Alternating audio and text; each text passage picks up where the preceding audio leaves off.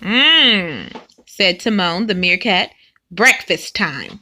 Come to daddy, you tasty little critters. Timon was showing Simba the lion cub how to catch some very sneaky bugs in the jungle. Too bad Pumbaa has to miss out on this feast, Simba said as he pounced on a juicy beetle. I haven't seen him since sunup, Timon replied. Oh, there's a good one. Watch me, Simba, and learn.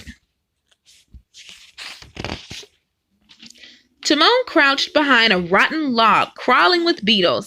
He was about to pounce when, ah! Pumbaa swooped out of the trees, swinging wildly on a vine. He plowed straight into Timon, flattening the meerkat like a pancake.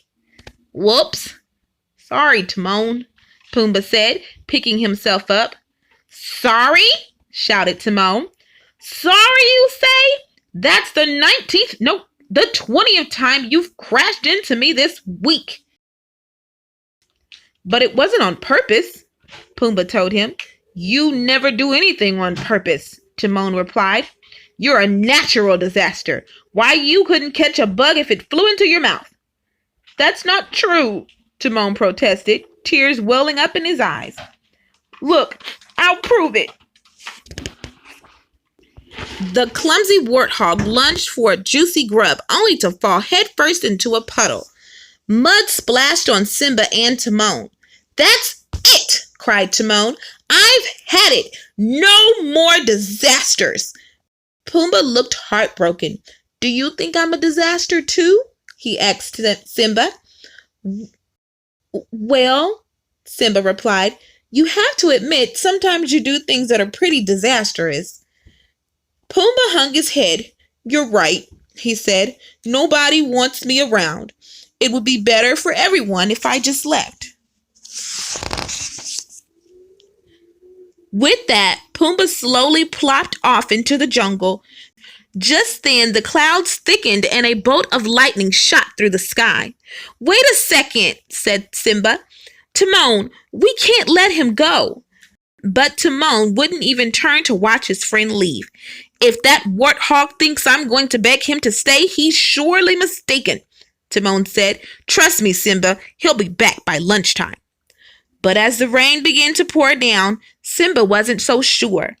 The storm came and went, and then so did lunchtime, but still no Pumbaa. Simba began to worry. Simba looked off into the direction Pumbaa had gone. We shouldn't have been so hard on him, the lion cub said. I wonder if he's okay. He's fine, snapped Timon, who was still sore from getting squished that morning. Besides, he's the one who walked out on us, remember? Poof! Gone history. As far as I'm concerned, Pumbaa, who's that? Never heard of him. Simba sighed. Oh, stop moping, Timon continued, and think about it. We can do anything we want now, without worrying about getting knocked down, covered in mud, or even ran over. Let's enjoy it. As Timon marched off, Simba followed behind him. First, Simba and Timon tried chasing vultures. Then they splashed in the river. They even tried playing a game of tag among the vines. But somehow, nothing they did seemed very much fun. Something, or someone, was always missing. So, what do you want to do now? Timon asked Simba. I don't know, replied Simba. What do you want to do? I asked you first, said Timon.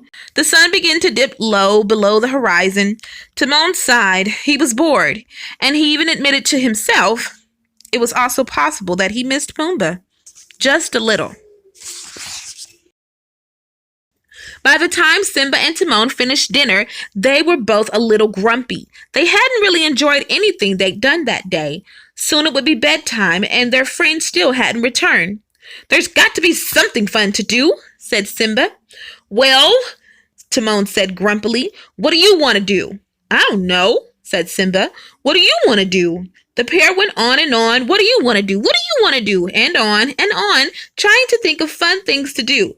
They would have gone on even longer, but suddenly they heard a rustling sound coming from along the riverbank. Simba, Timon, look what I found. Wham! Pumbaa tumbled out of the jungle, knocking into Timon and Simba.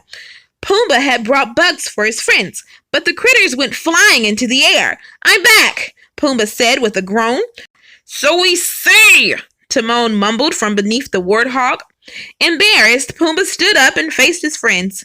I came back to show you all the bugs I found, he said, but now look what I've done. I'm the worst friend ever. Now wait a minute, said Timon. That's just not true. You're a wonderful friend, and we missed you, Simba said. We even missed your disasters. Pumbaa stopped and turned toward his friends hopefully.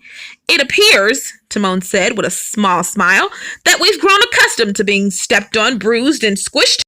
Today was no fun without you, Simba exclaimed. You're our very favorite disaster.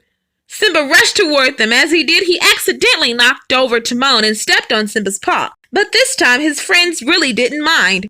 As Simba curled up to sleep, he was already looking forward to the adventures that he would have the next day with both his friends.